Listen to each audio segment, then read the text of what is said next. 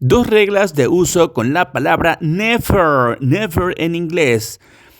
Bien, primero tenemos que saber que la palabra never es un adverbio de tiempo, ¿no es así? Es uno de esos adverbios que utilizamos mucho y significa nunca, jamás.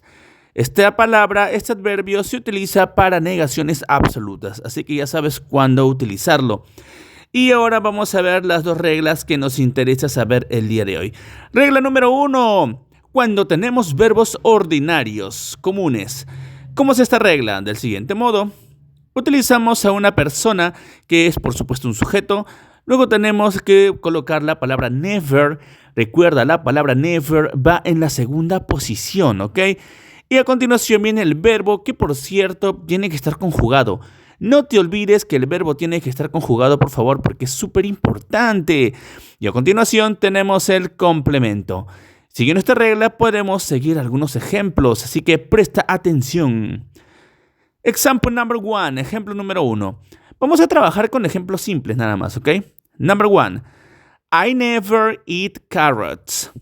I never eat carrots. ¿Esto qué significa? Yo nunca como zanahorias. No soy conejo, pues no para andar comiendo zanahorias. Y en esta primera frase nos podemos dar cuenta que la palabra never se encuentra en el orden que vimos previamente, antes del verbo y después del pronombre. Example number 2, ejemplo número 2. She never wears dresses. She never wears dresses. Y aquí está importante el detalle que en la palabra wear, en el verbo wear, nosotros tenemos que agregarle la S porque estamos utilizando she, que es tercera persona singular.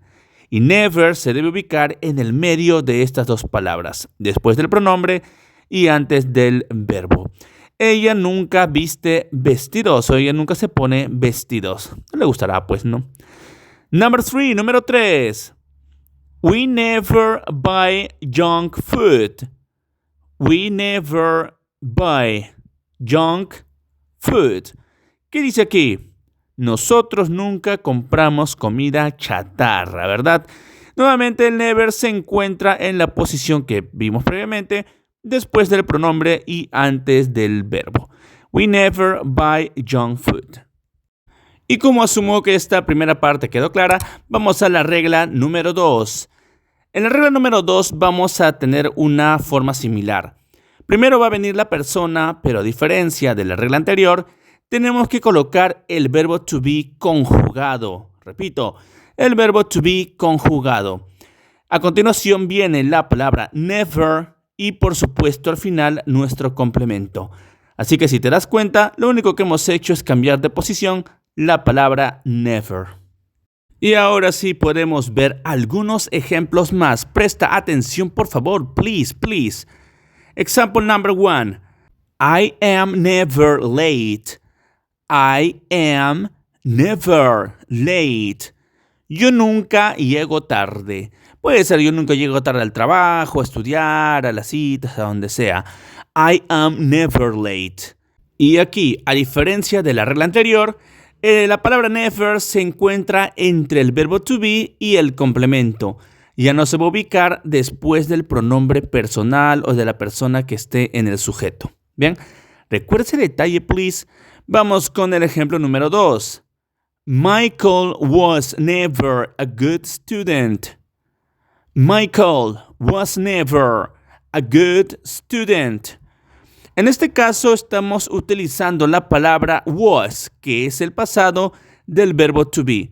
It doesn't matter, no importa en qué tipo de tiempo esté el verbo to be, siempre debes colocarlo antes de never. Y never tiene que estar entre el complemento y nuestro verbo to be. Vamos con el ejemplo número 3. Por cierto, Michael was never a good student significa Michael nunca fue un buen estudiante. Espero que ustedes sí sean buenos estudiantes, ¿verdad? Vamos con el ejemplo número 3. Example number 3. They are never tired after job. They are never tired after job. ¿Qué significa esto? Muy fácil, ¿cierto? Ellos nunca están cansados después del trabajo. Nunca se cansan, son inmortales. Nuevamente, la palabra never se encuentra entre el verbo to be, are, y el resto del complemento, tired after job. Esta es la posición de never cuando utilicemos el verbo to be. Don't forget it, no lo olvides. Activity para los alumnos de Enciclovia School y para los seguidores. Escribe 3 oraciones usando never con cada una de las reglas. Los alumnos de Enciclovia School, por favor, envíen su respuesta al grupo de Telegram. Thank you guys, that's all for tonight. See you.